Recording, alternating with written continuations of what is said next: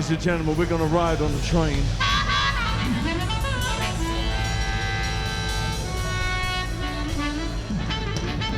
Comes from London town, through Birmingham out to Manchester, past Nottingham, up to Glasgow. It's called the L&N. Here she comes, all aboard!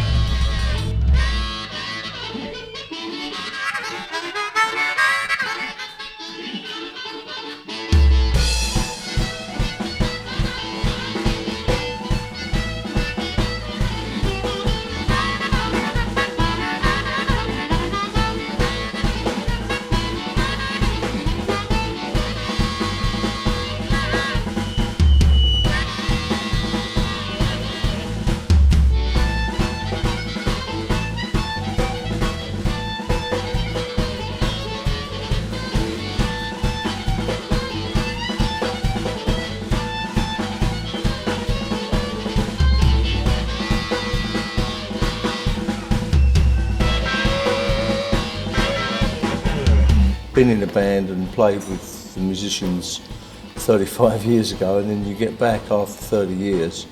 Yeah, it's really special. It doesn't feel like 30 years ago, for sure.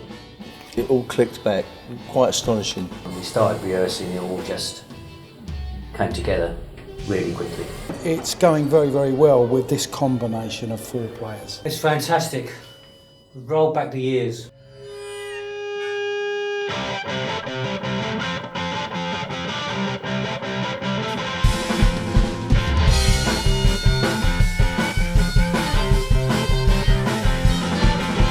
Driving down a one-way street, something wrong with everyone I meet. They look at me as if to say, it must be mad to go the wrong way. Yeah, got the time, but I'm against the grain. I'm driving down on one street, I'm driving down on one street, I'm driving down on one street, I'm driving.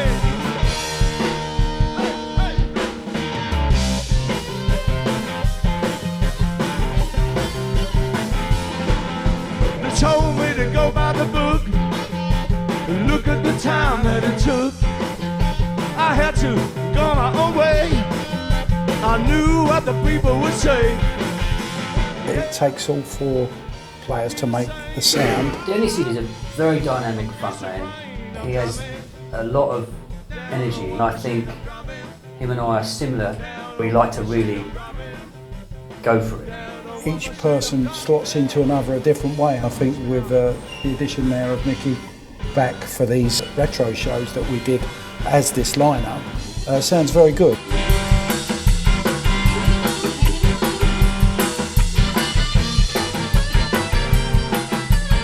Musically, I mean, Mark is fantastic, Brian's fantastic.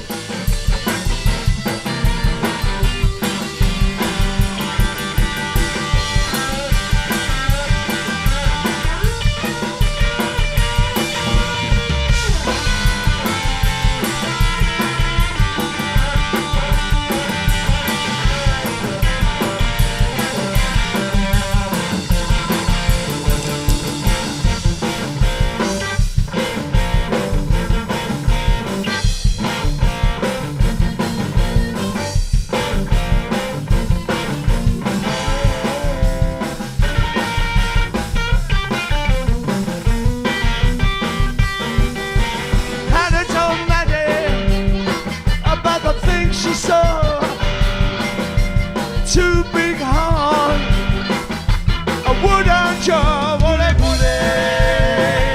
Oh, woolly bully, woolly bully, woolly bully, woolly bully. Let me hear you say.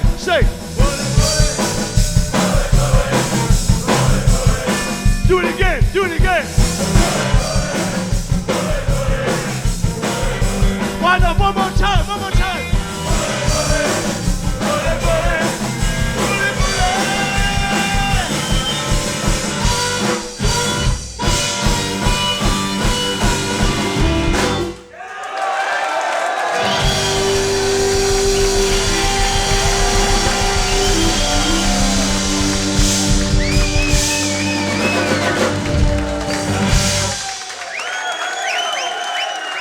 Working with another set of musicians is very, very different to working with these three. For me, it just fits. I was in it from 1981 until 1982, which was when they unfortunately took a break.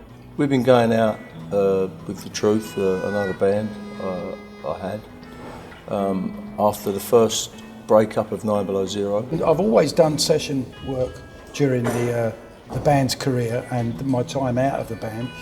I've done film and TV and jingles that you've all seen on the television.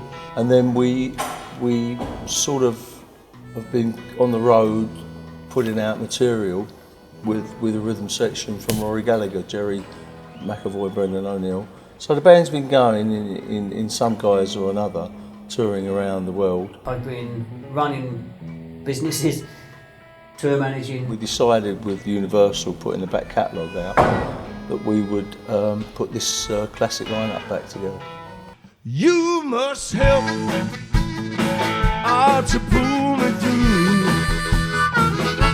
It's hard for one, it's even harder for two. Help me. I played in a load of other bands, including The Truth, which was a Dennis band. Dennis roped me in. Coming back on the road with these boys isn't different to what I've been doing, other than I'm on the other side of the fence. And then I joined again 3 years ago, so I've had 30 years, not off, but away from 9 Below Zero. I've worked with some continental acts as well. Big star in Italy called Zucchero, who's a big star over there. Little known everywhere else, but I did his stuff. And lots of film music as well, some Walt Disney stuff amongst others.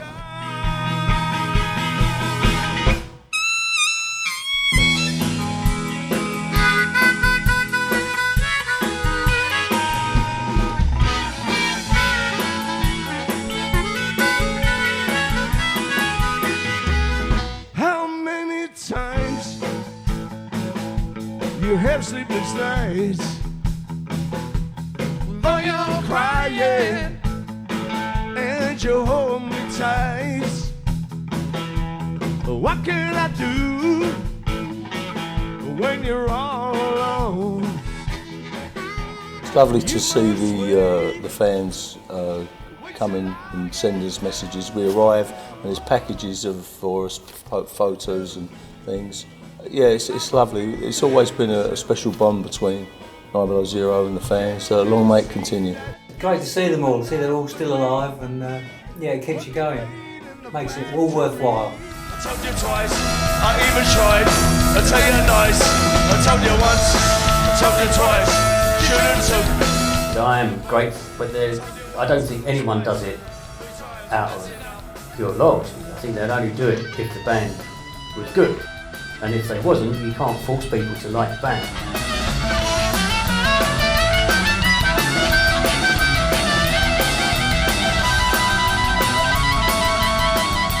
On this tour, I've noticed, Chris, that some of them have come up and said, I'll see you in 81, I'll see you in 1982, this, that and the other. And it's extraordinary, and they've grown old and had their kids and wives and divorced and moved on, but they've still come back to us.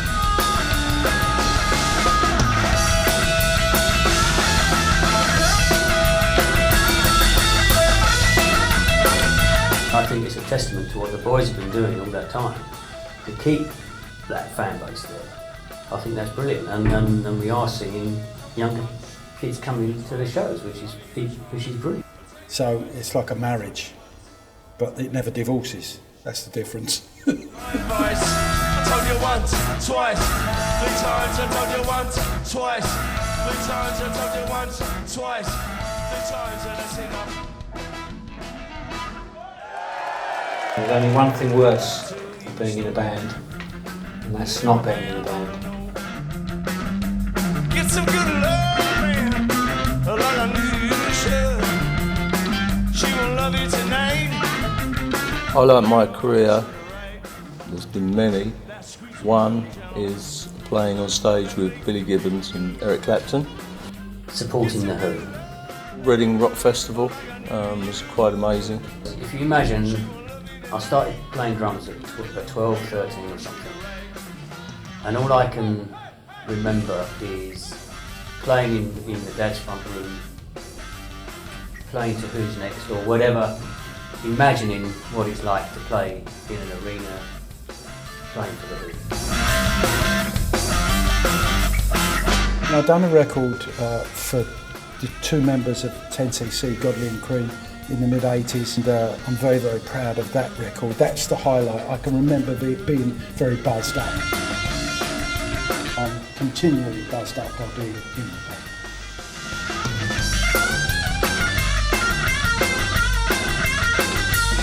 Best thing I've ever done is convince my mother to buy me a bass guitar.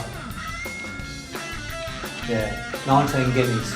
Had to borrow the money off my nana. If you practice my method as hard as you can, get some good love, man, like a natural man. She will love you. I learned to play. He really got me. I think it's going da da da da. I said, I can play that, Mum. Look, it's easy. Give me a bass. And off I went. The rest is history.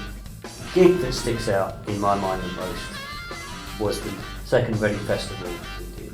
We went on stage and then it was absolutely fantastic. The whole, there must have been 30,000 there, and they was all clapping. We had everyone there. It really was a good night.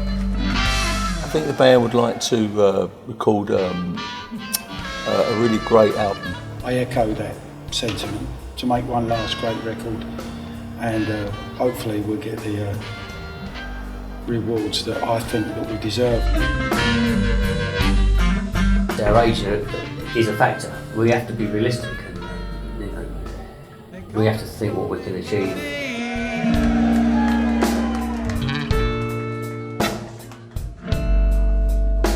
But Tuesday is just as bad.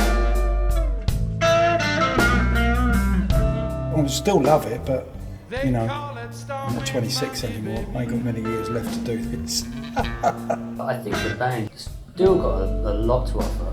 But Tuesday is just as bad.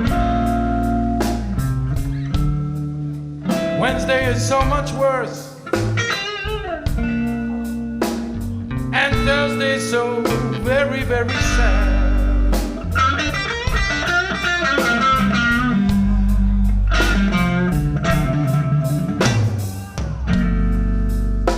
The eagle flies on Friday, baby. And hopefully we've made the live side come up quite a few notches, I think. We've looked at it more professionally, putting a set together, trying to tour in a more structured manner. And I think if we apply those principles to writing and also to recording and also to look at how the business operates now,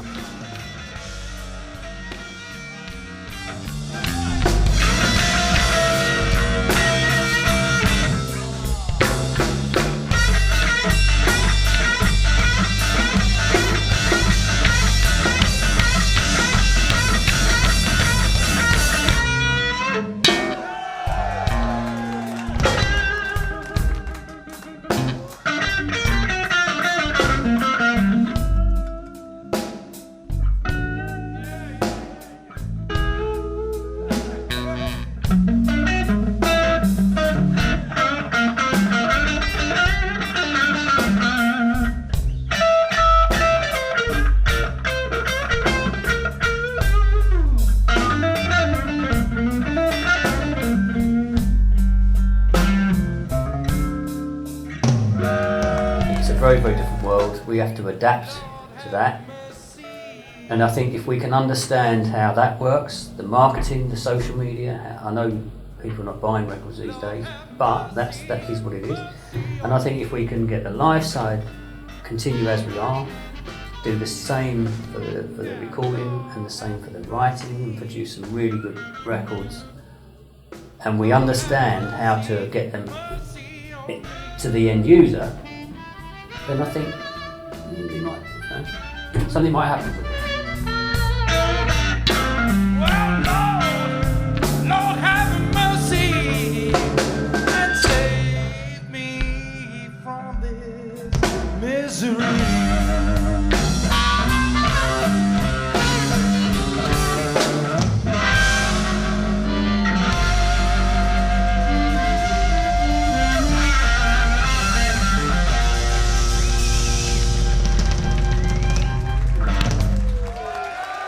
there is nothing else we can do. So we should be continuing on. He saves up all his money so that he looks good on the night. Acting big, trying to be the hero when he talks about it at weekends. Never seen him on a Monday or Tuesday. Wednesday is out of the question. Watches TV on a Thursday. Friday, he's looking for some action. He fights out on the streets so that he looks tough to his friends. Acting big, trying to be the hero when he talks about it at weekends. Never see him on the... We definitely our unique punk music was really quite successful and on the radio, and but we loved playing blues, and so I think when we were young men at the time, I think the combination of the two gave us that unique sound, really.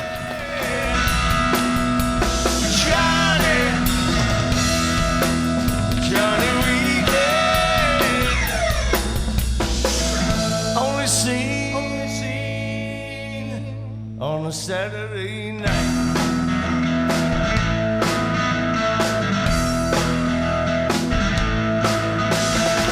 He fights out